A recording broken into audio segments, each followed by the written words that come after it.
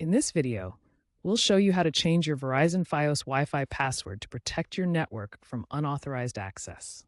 A strong, frequently updated password is vital for your online security. Verizon Fios now primarily uses routers like the Quantum Gateway, G3100, G1100, and the newer Home Internet Gateway, G3200.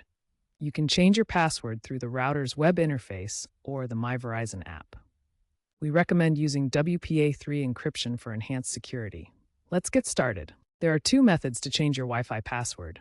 Method 1, using a web browser. First, connect to your Fios network. Then go to myfiosgateway.com or 192.168.1.1.